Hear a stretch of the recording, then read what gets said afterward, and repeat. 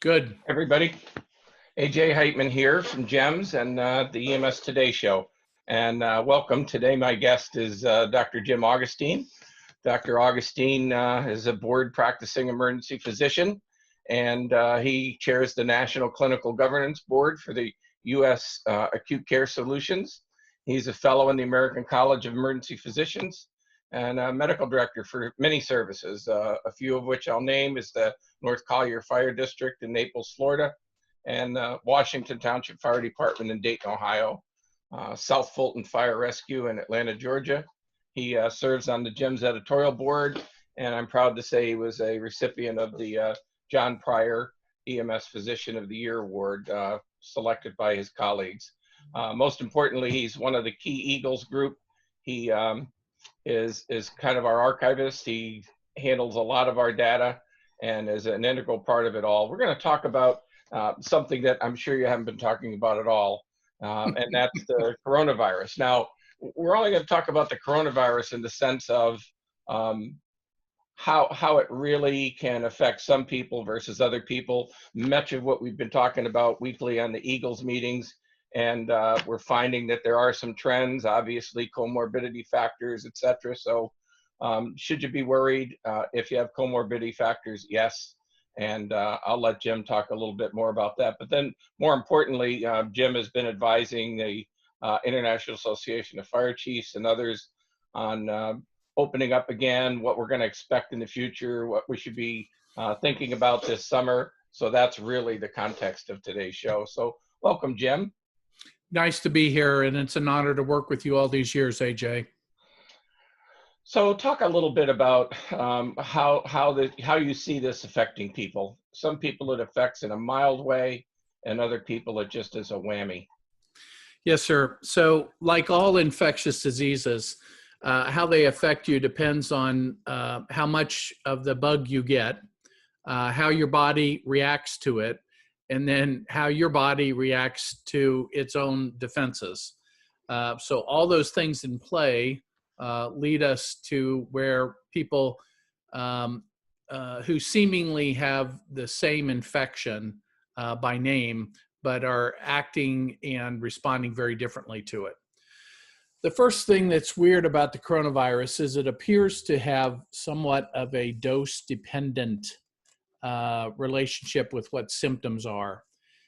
The scientists who are studying this believe that if you get a large amount of this virus, it has a tendency to attack in more places within your upper respiratory tract and therefore lead to more symptoms.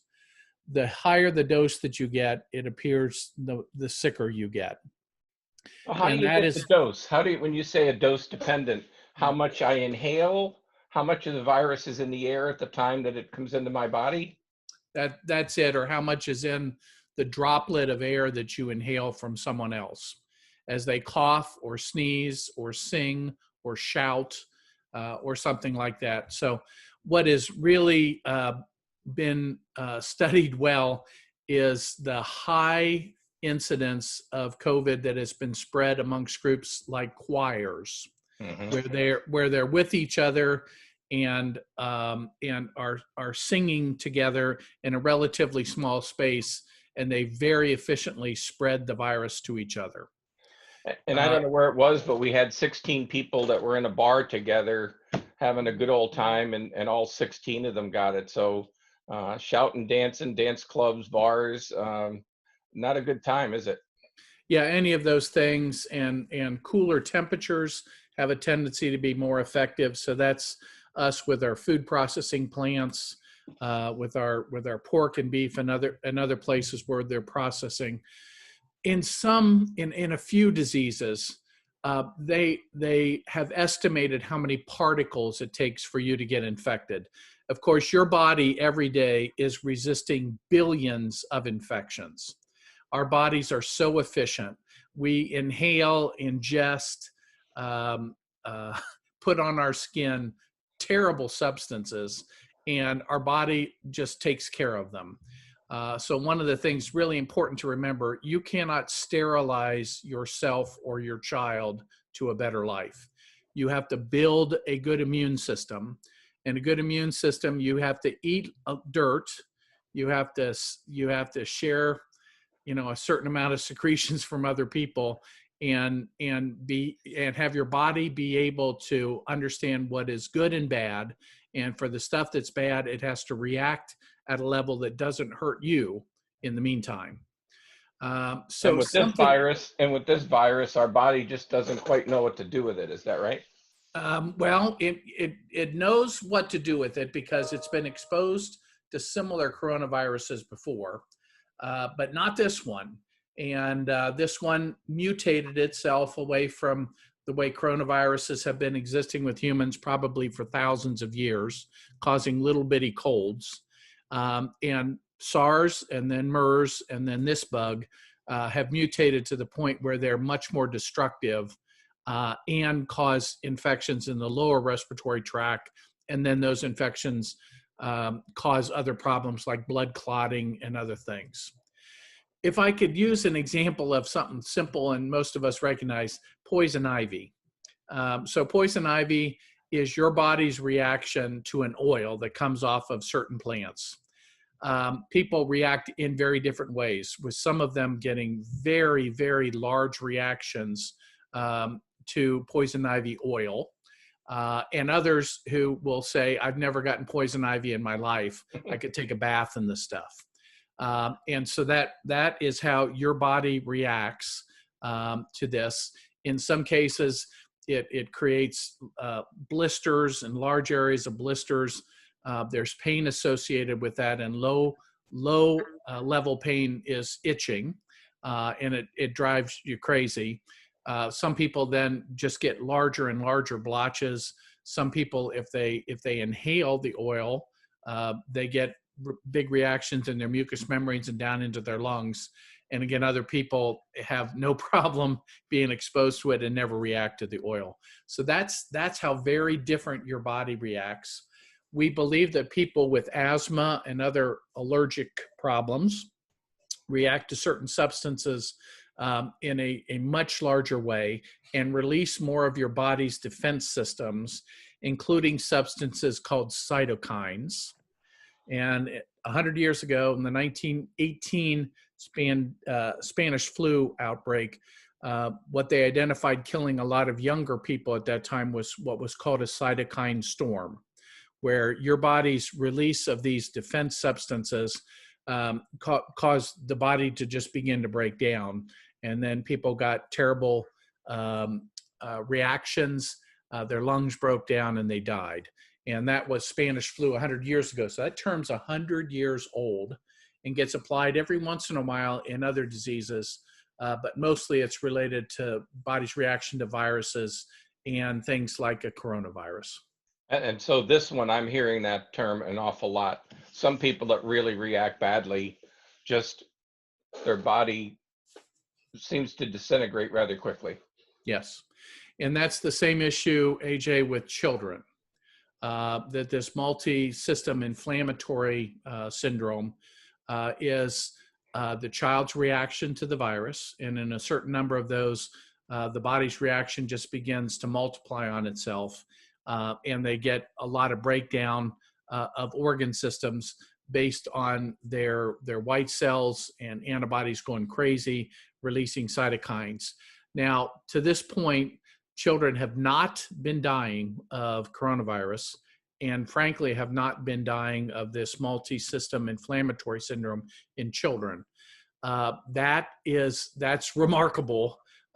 This is the first pandemic in history that wasn't killing kids in large amounts. For whatever reason, this kind of virus seems to be predisposed to killing 80-year-olds, and at a little less level, 60-year-olds, and at a little less level, people with underlying heart and lung diseases. And so this is a virus that is really causing high death rates. I read an article today that the latest CDC figures has 25% of the deaths from this being nursing home residents. And that is clearly an undercount, because the CDC is a very restrictive definition of what a nursing home is. Mm-hmm. Most of us would say a lot of facilities, and at least 50% of deaths are in our senior care facilities, if we could use that global of a term, and then other congregate care facilities like prisons, group homes, et cetera, have seen these other big outbreaks where people get very ill. So a little bit of this virus is different, and we are going to learn from this virus a lot more about our immune system and how it reacts, because at some point we will be studying children and understanding why they aren't dying and why the older people are dying so much more frequently of coronavirus. And talk a little bit. I'm overweight, and so my BMI is high, and my understanding is that the virus would love to meet me, because if you're overweight, it just loves morbid obesity.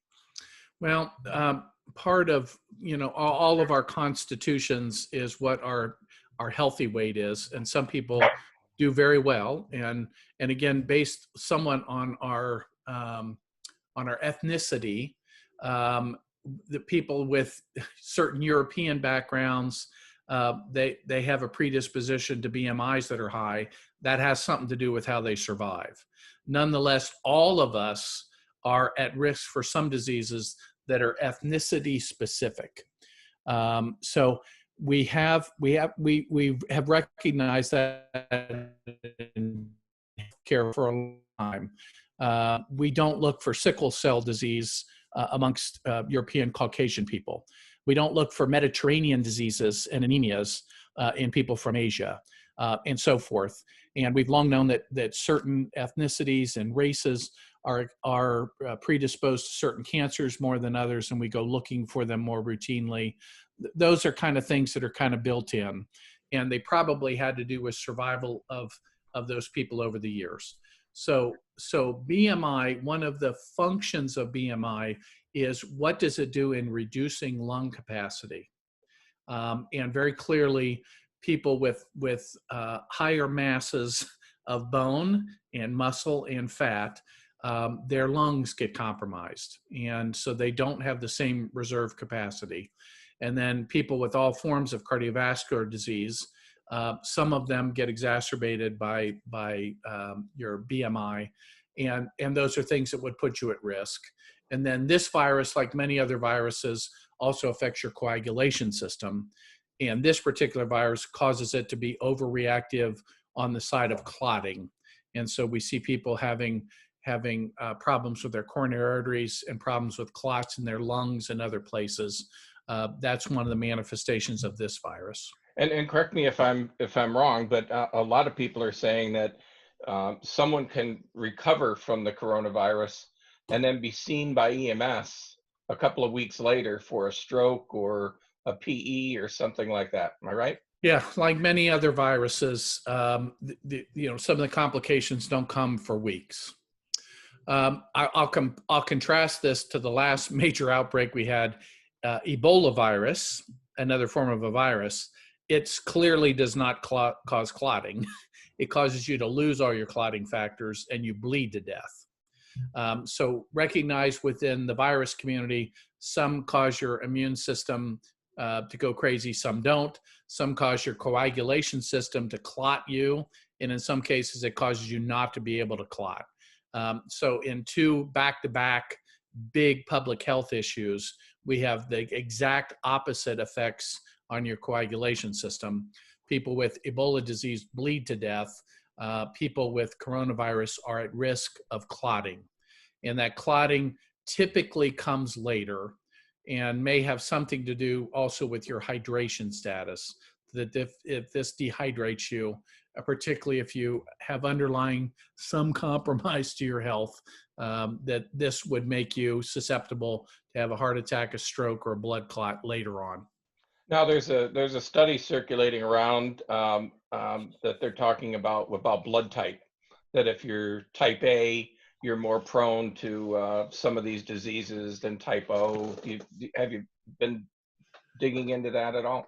It's one of the things they're going to find. At some point, they'll say Rh positive is more or less susceptible. So we don't know what all of those things mean yet. It would just mean you have greater susceptibility or not.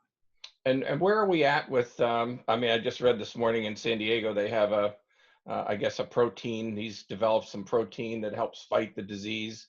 Where are we at with some of the treatments that an emergency Yeah. physician might be using? Yeah, we're at the point where we're finding what doesn't work more than we're finding what does work. So this week really came the biggest news, which is dexamethasone, which is a steroid that we have used for lots of years for lots of diseases where you want to tune the immune system down. In an English study this week that still requires verification and validity testing, they're finding that sick patients with coronavirus have a better outcome in a shorter course if they're given relatively low doses of dexamethasone. Not unexpected. Going back to our talk about cytokine storms, if you give people steroids, they release less of the chemicals like cytokines.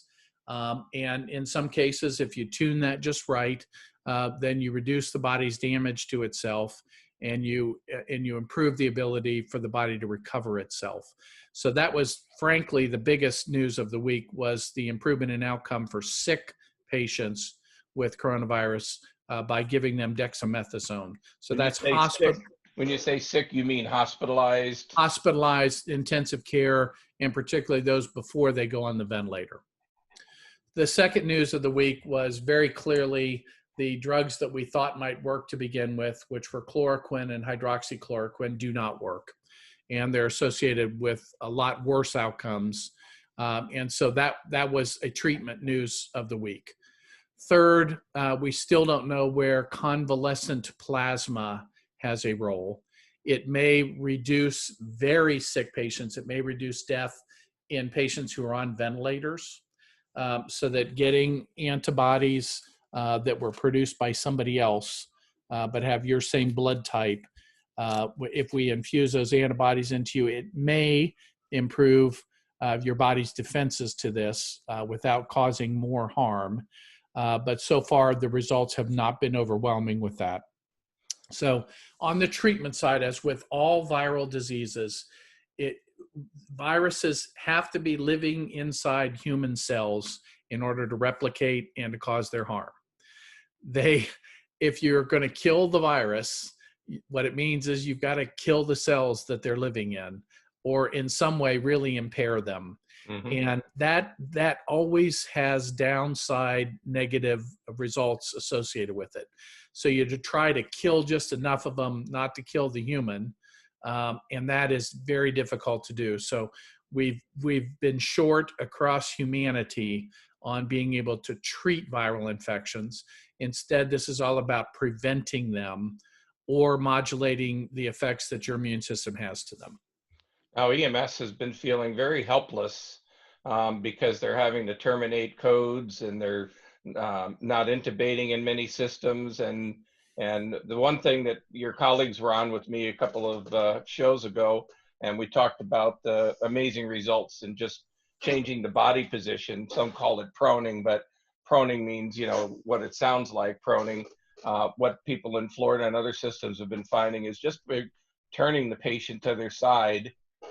They get that crazy pulse ox reading, and everything seems to improve a little bit. You want to talk a little bit about that?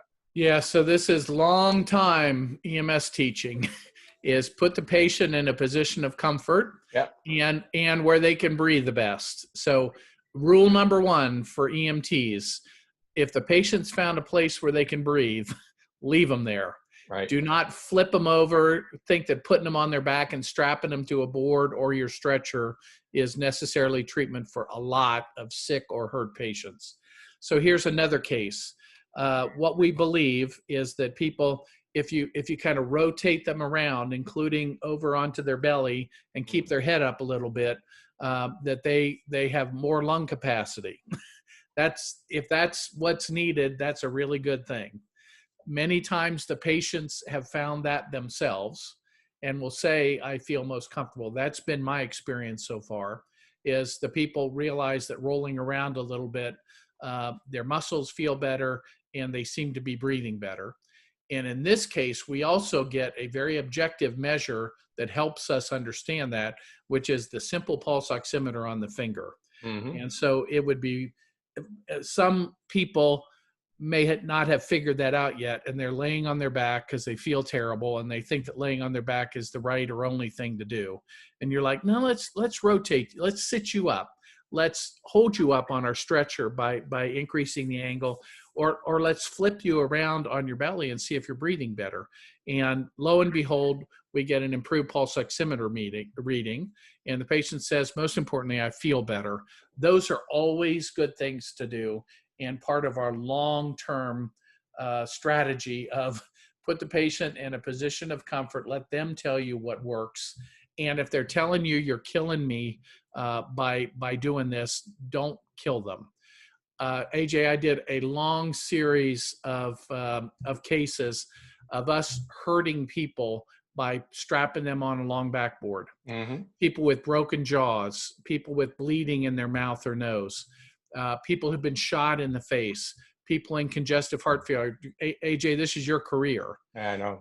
And by laying them on a backboard, they struggle with you and they can't breathe, and you go, boy, I just shouldn't do that, should I? And the doc, when you go in, says, thank you for not killing them by putting them on the back. One of my very famous cases was a young boy who was a bull rider, and he got thrown by the bull and his neck stepped on. His trachea. He told the crews, I can only breathe when I'm on all fours. They transport him in a helicopter on all fours. We put him in the CAT scan on all fours.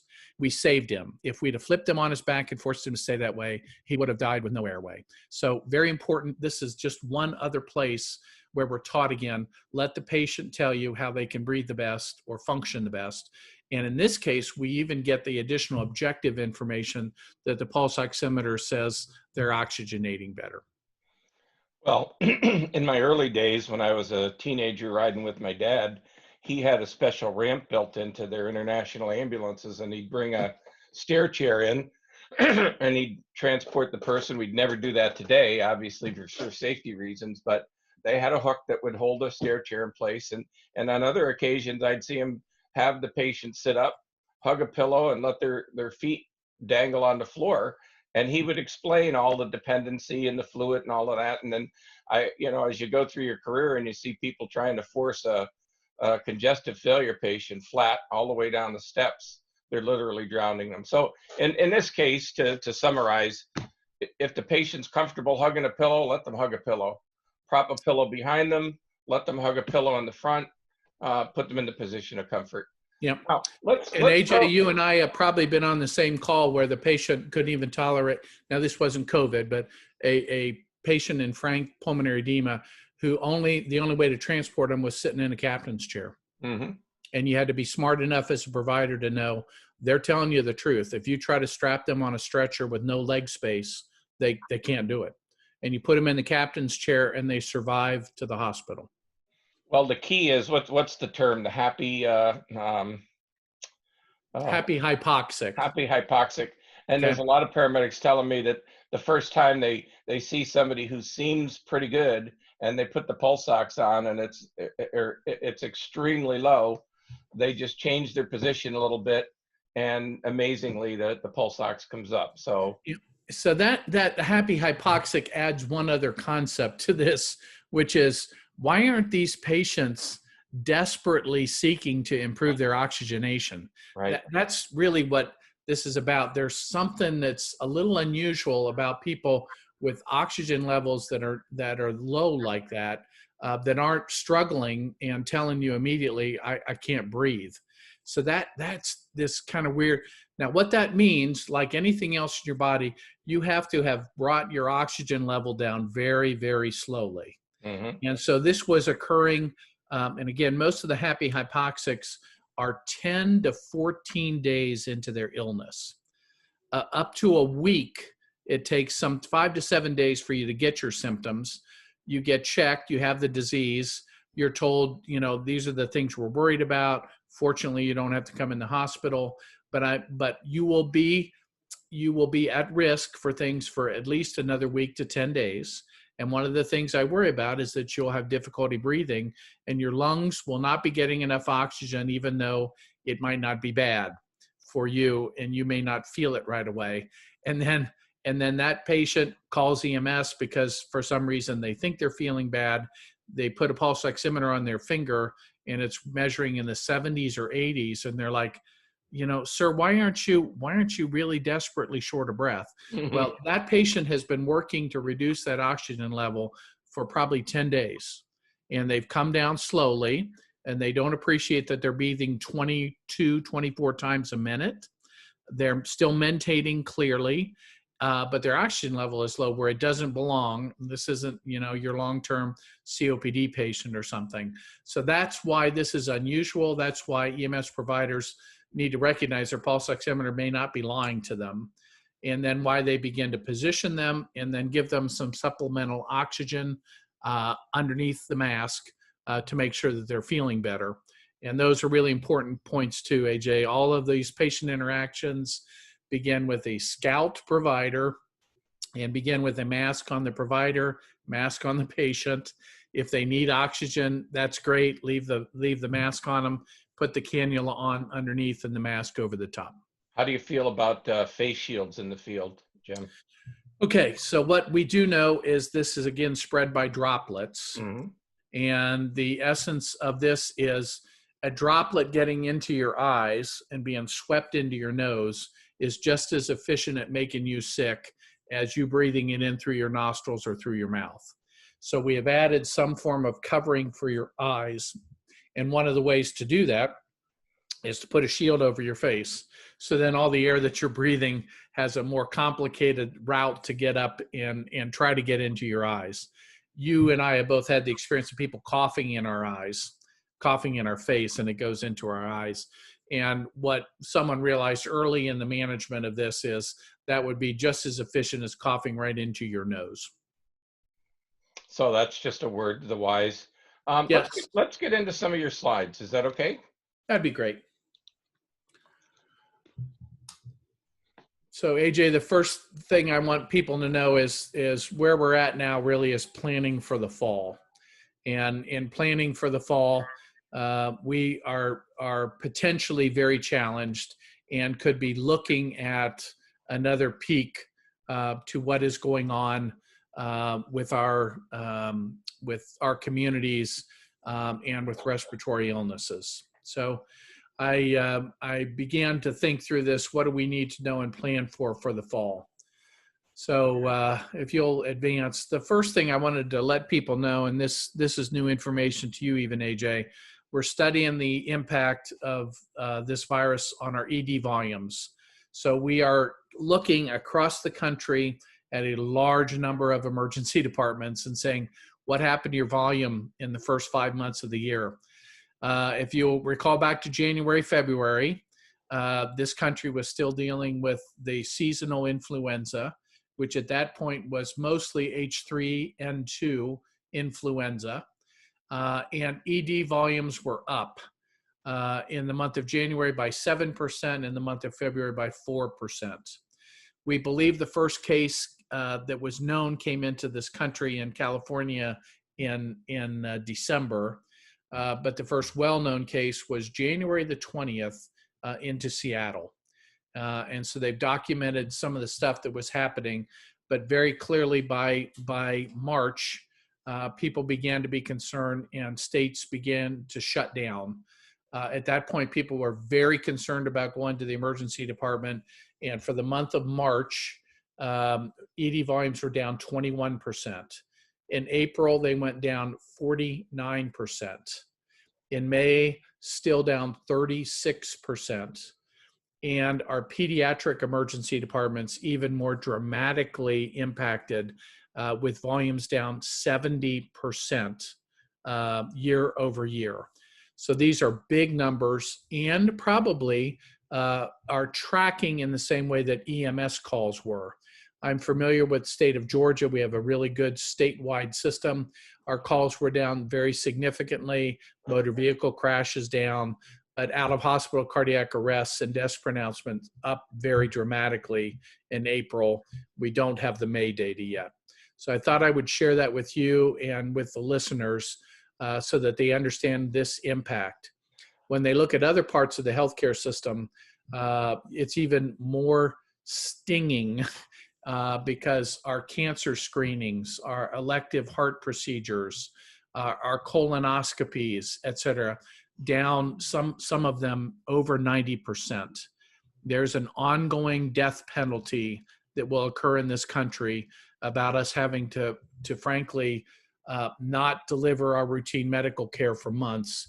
And what we need to work on this fall is not to impact the healthcare system so dramatically, but still be able to take care of coronavirus, influenza, RSV, or the other things that come seasonally. So I thought I would share And that. cancer treatment. I mean, I've talked to services, their transportation volume is down tremendously, 25, 35%. And you make a statement here, probably down forever. I could remember when we would beg to be able to stop overcrowding in the emergency department, and now we've done it, but it may not return. Almost all of the doctor visits that I've done since the coronavirus have been virtual. And Yeah. you know what? I like them. I can take my blood pressure at home. I'm a skilled provider. Just to Zoom meet with my doctor. He likes it. I like it, and things are incredible. Now I had an appointment because I told you I'm getting my knee replaced, and it was supposed to be in October, and he said no, we want to move it up to June 30th. I said why? He said because it's going to come back, and we're going to have to shut down elective surgeries again, and you probably would not be able to get your elective surgery until after the new year. So Wow. is that what you're experiencing? I think some of your slides may address that. Want me to advance? Yeah, but I, for somebody like you, this is your surgeon is thinking ahead and saying, hey, by October we may be shutting down or concerned about capacity in the healthcare system already, and would have to do things like cancel elective surgeries.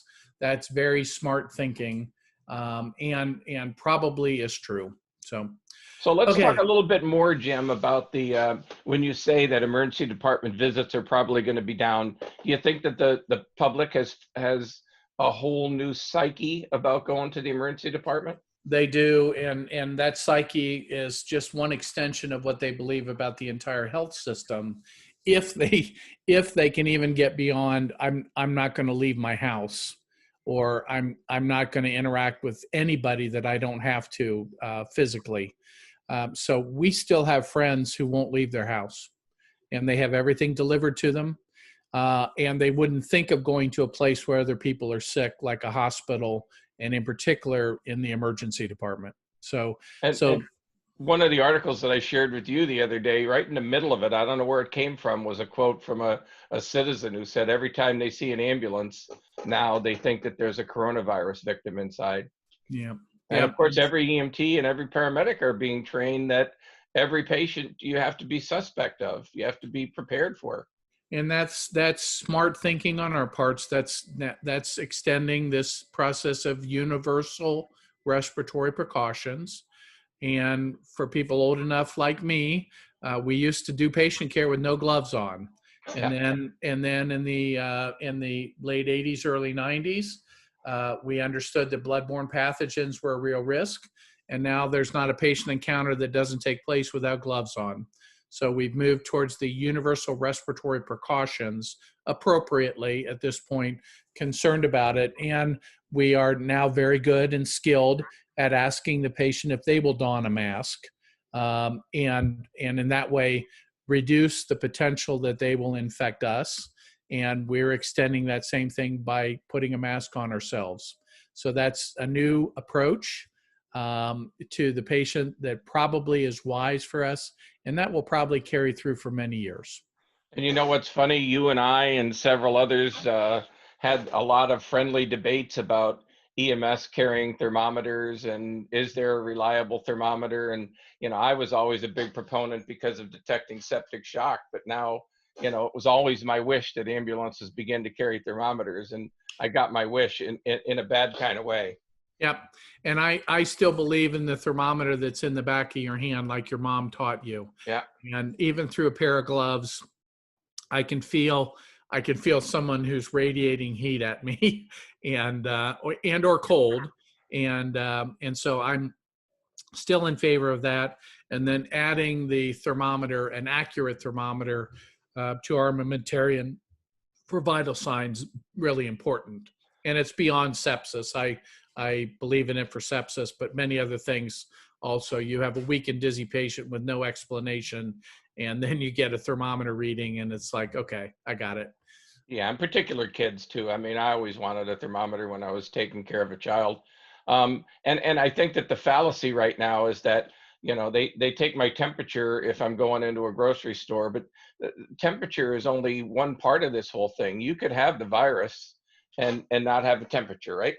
That's correct. And you can be shedding the virus without a temperature. For many reasons, our leaders believe that by doing some objective measure, we can improve the accuracy.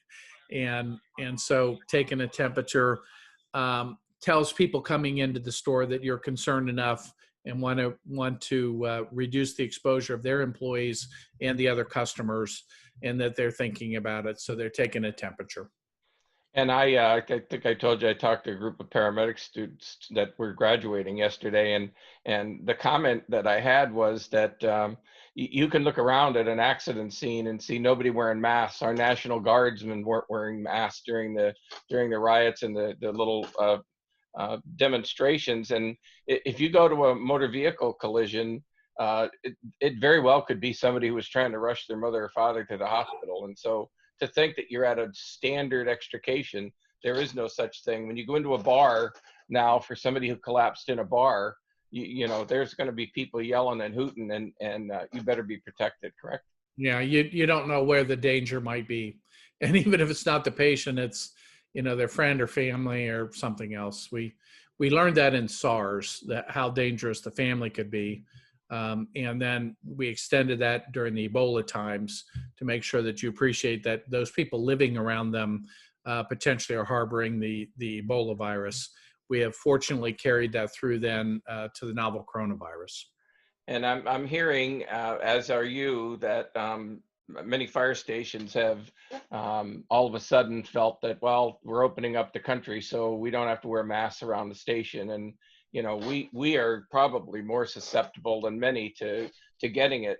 So do you have a feeling about masks? I mean, my opinion is if they don't all want to wear masks, then they don't have to wear masks. But I mean, if you're a 60-year-old firefighter who's had a comorbid condition, or you have sleep apnea, you should have a mask. Yeah, that's that could be true. Masks in the station are not a given in their level of protection. What is still clear is if you keep your hands clean, respect the potential that people can infect you, stay out of their face, in coughing and sneezing time, respect the cleanliness of the kitchen, the bathroom, and the day rooms. That you decrease your risk of coronavirus passage. Otherwise, what about a firefighter in the bunk room with CPAP going? Yeah, now that we believe that the virus can be active for a small period of time after they leave that room, but that they are not leaving bombshells in that room from the use of their CPAP any more than they would if they're just sleeping in that room. But I want to go back and say my observation in the fire stations is when people are wearing masks, a couple things happen. First of all, they do nothing but fidget with the mask, and so there's their hands in their face. And all day long, when you make somebody wear a mask, their hand is somewhere in their face, adjusting their mask. Number two, you have a very moist environment and a lot of things that are now sitting against your skin. That is not comfortable and may be hazardous and may leave you at risk not only for coronavirus, but for other things as well. So we don't have science that says wearing masks around the station protect anybody and are less dangerous than not wearing a mask. I just want to be clear on that. And I'm I going to come off wish, the wall then. How about the sharing of dishes between A shift, B shift, and C shift? yeah, again, we have very, very little evidence that fomites, that's what they're called, like dishes and surface contamination, actually spread the disease. It is very clear you can pick up remnants of RNA on surfaces for sometimes afterwards, but that would be very low quantity, and it may not even be capable of infecting someone else. So that science has been back and forth here, but right now the science says it's not dishes, silverware, glasses, bar surfaces, counters, etc. And you and I faced this years ago when we were told that hepatitis and HIV live for days in surfaces, and you're like, man, if that's true, I have been bathing myself in those things for a long time, because what we don't believe is that really those are ways that are very efficient at spreading the infection. And so that's not one of the things I'm worried about. There is other infections like C. diff and other things that if you bring into the station, and norovirus, that you're going to spread that stuff around by sharing utensils and glasses if they're not cleaned adequately. So let's move away from coronavirus and say, in general, good hygiene, good hand washing, not just alcohol, not just bleach, is what is needed to keep you healthy. And it's not just from coronavirus, it's from GI infections and other things that can make your life miserable. Yeah, they said the other day that the flushing of a toilet can send aerosolized anything on that. Yeah, once again, I'm just I don't believe that sends out large amounts of the virus that can contaminate people. If you potentially were standing in the stall with them as they're flushing, and some of their stool contains some of that, droplets are coming out because of the way the toilet flushed, potentially, but I don't think you're picking it up off the toilet seat. I'm sorry. I'm just bringing it out. We have another slide up here that talks about the fall peak. So let's talk about a couple things that we know are going to impact our fall. Number one is the flu, and it will come this year. RSV will come for our little people this year, other seasonal stuff. What is the status of the flu vaccine for the fall? It looks like we have large quantities of vaccinations that will be produced this year. 4 elements to the flu vaccine, 2 A's and 2 B's. And I would urge all of our personnel and as many people in the community as you can administer it to get a flu vaccine this year. These elements, H1N1, H3N2, have been the last couple of years what has been causing large numbers of flu patients in the EMS system. And we kind of knocked them off by separating from each other in March and April. As of yet, the Southern Hemisphere is not lighting up with large amounts of flu patients.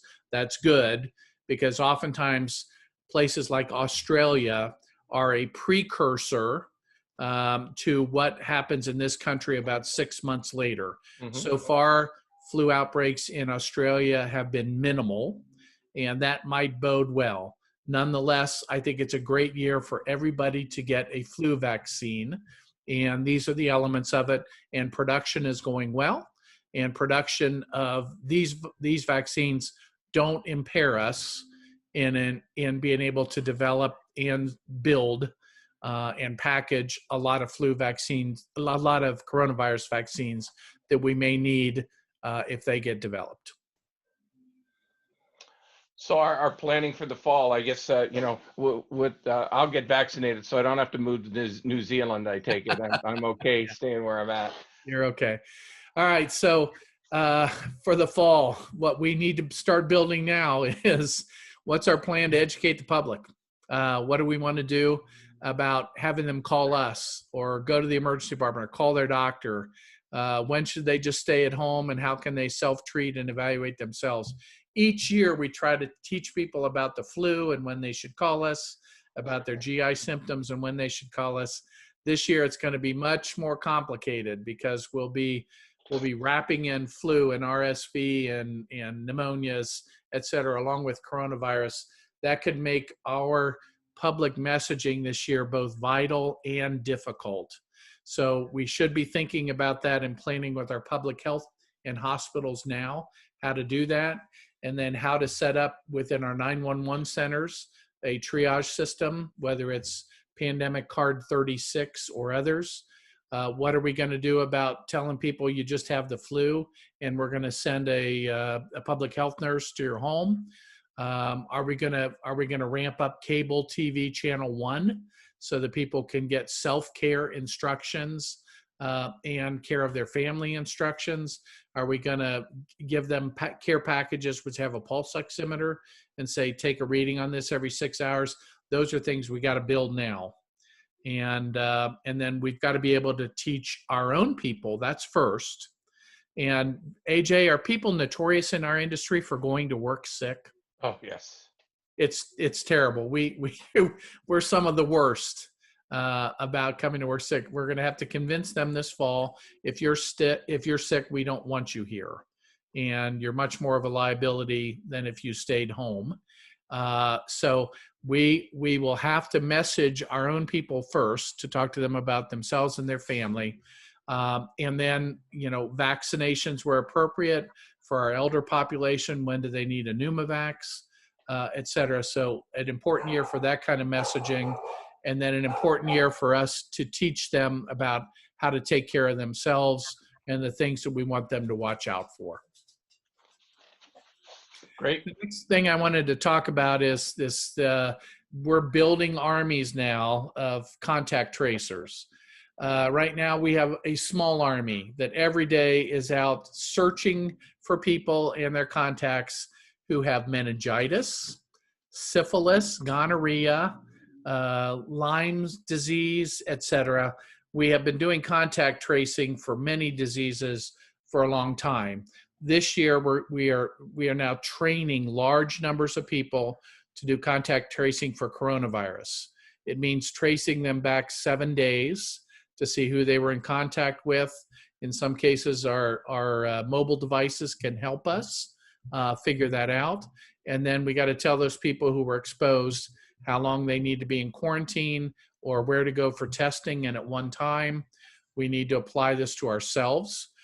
So that all of our states now should be building a system for our fire and EMS people about how we're going to notify them of the people that they treated or transported with the disease, and then what they're supposed to do with that information. We've gotten to the point where we don't take people and put them on quarantine unless there's a really good reason to. And simple exposure, particularly with our PPE in place, does not mean that you need to go home for 14 days.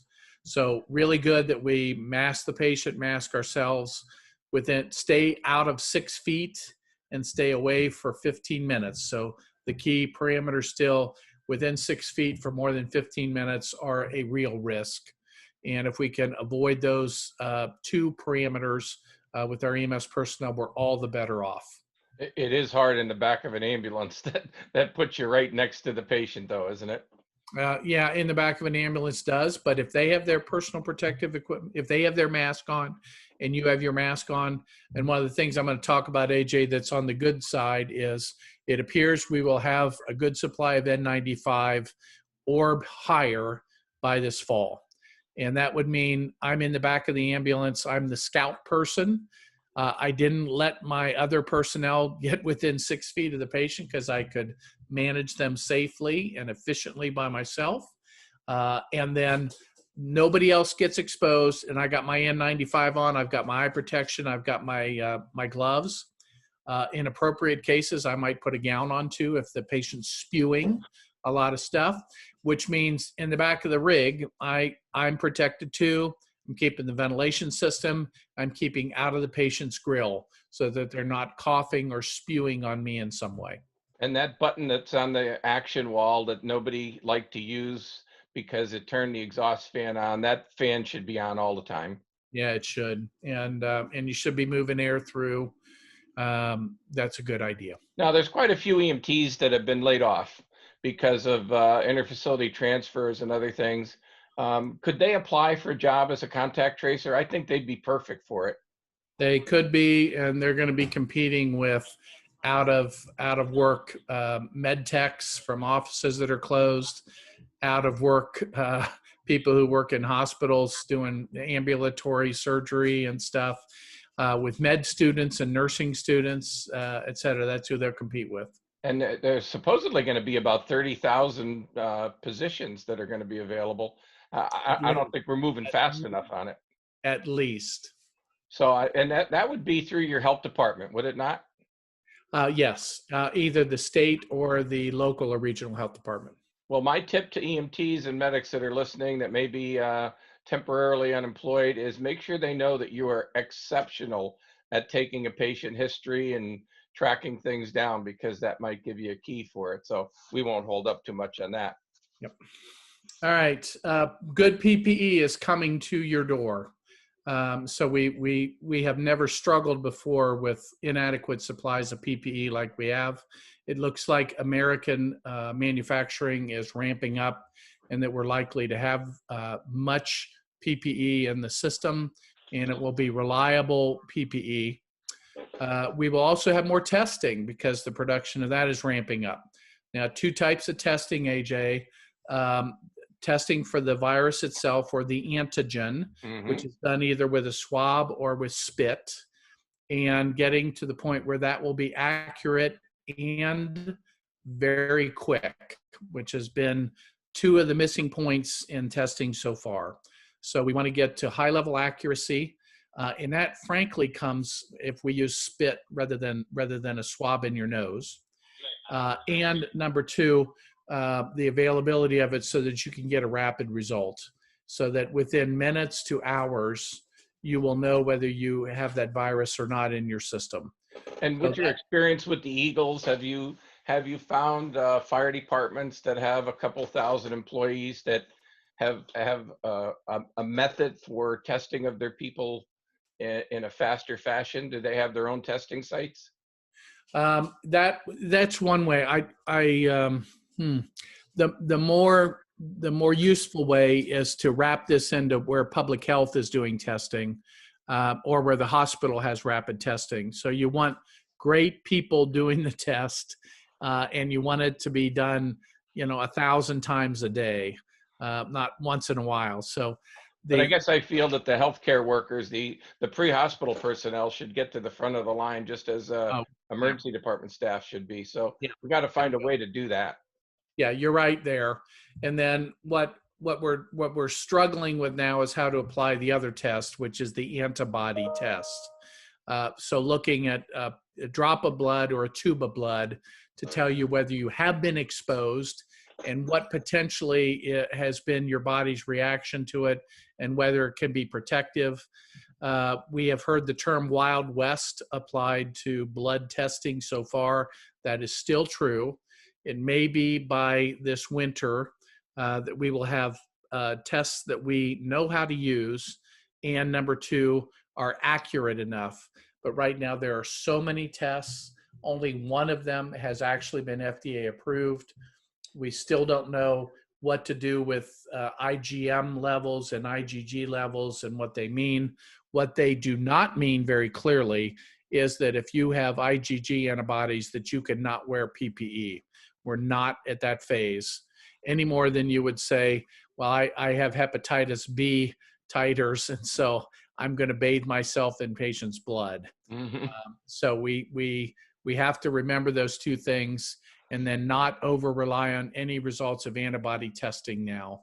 Some communities have started, just for their information about how many people have been exposed to coronavirus and what symptoms they have had, they're doing antibody testing, but we're not at the point of using that within fire or EMS departments.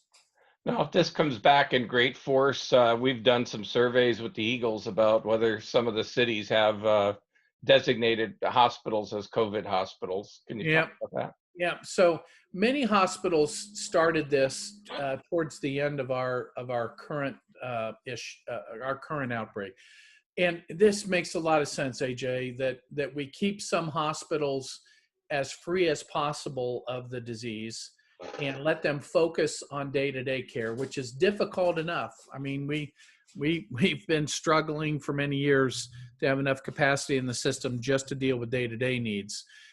And people need to deliver their babies safely. They need to get their cancer care safely, have their strokes managed safely, have their trauma managed safely, get their knees replaced safely, et cetera. And if we can keep some of our hospitals clean or cold, away from infectious diseases, we're better off. Then the second piece of that is then a place that's really, really good at dealing with infected patients. And in my opinion, this fall will be, if you have a respiratory infectious disease, you'll go to either a designated area of the hospital or a designated hospital. And they will be really good at dealing with you, whether you're influenza, your anthrax, your RSV, your coronavirus, whatever it happens to be. It will be the hot hospital for respiratory infectious disease. They will be very good at it, with staffs that are well protected, with ventilation that is set up for this, with a greeting system set up for this, all of those elements. That would be a much better use of our system. And AJ, that's what we do now for trauma. Yep. We have really good sites. We call them level 1 or 2 trauma centers. And we have places that don't do trauma and essentially push it towards the places that are really good at it. So we've done this before. We should probably do it again. And we probably should be able to tell our community, when you go to the hospital, you will be told the right hospital to go to, and you will be safe there. That's great. Yep.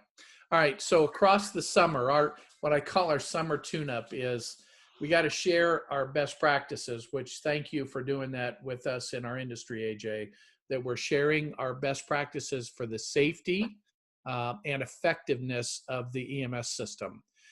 This summer, we need stress relief for our workforce. We are still undergoing stress tests for people related to infectious disease, related to civil unrest, related to hurricane preparedness, tornado preparedness, wildland fire preparedness, you name it.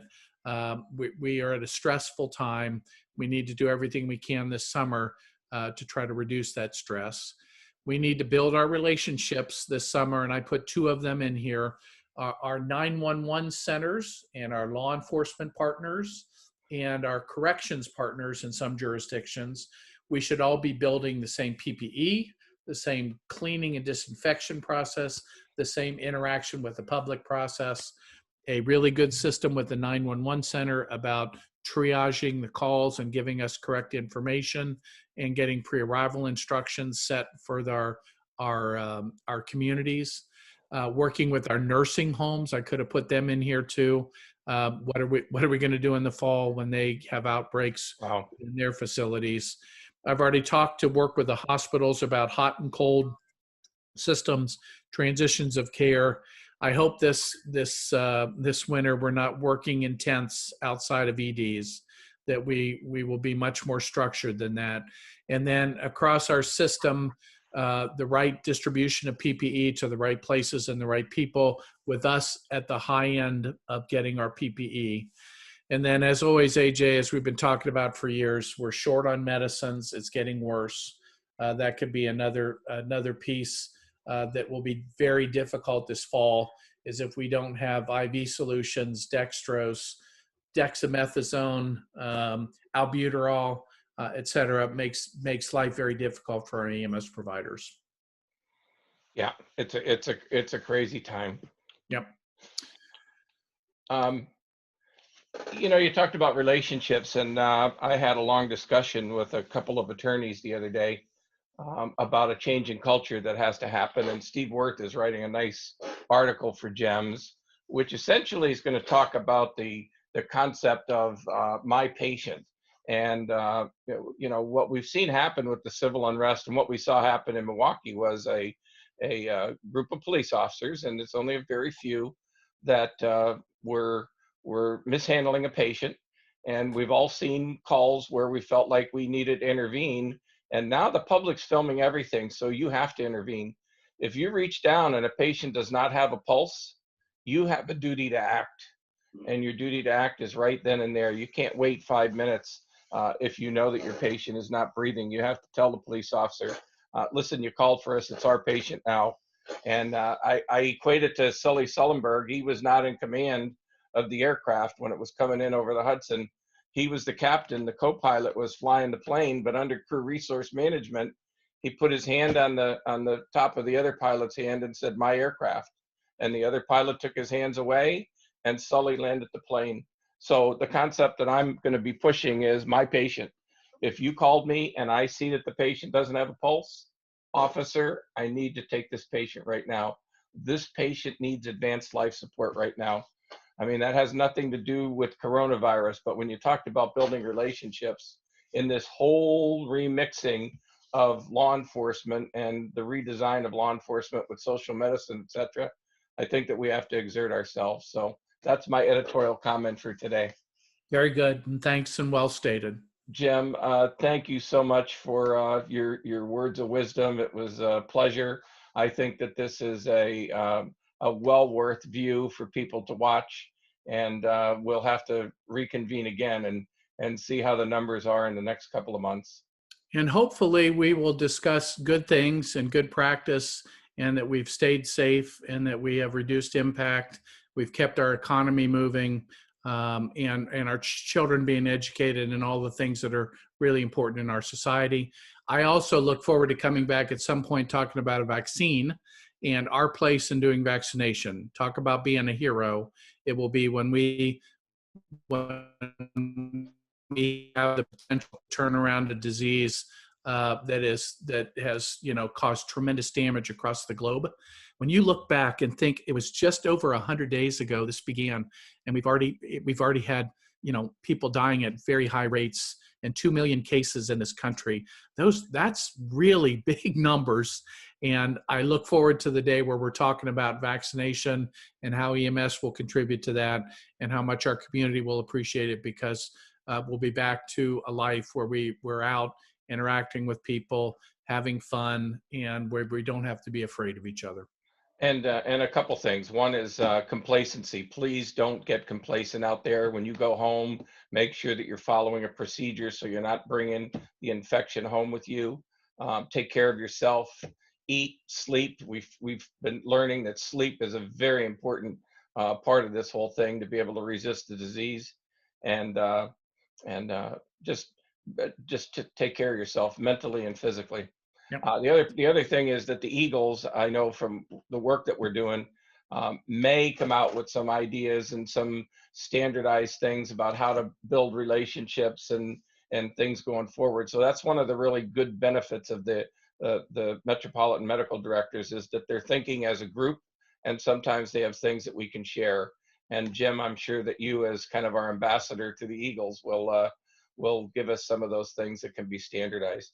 And we need your help communicating them effectively, AJ, and you've done it very well for many, many years. Thank you. Okay. Thank you. And thank you for being on today. My pleasure. Take care.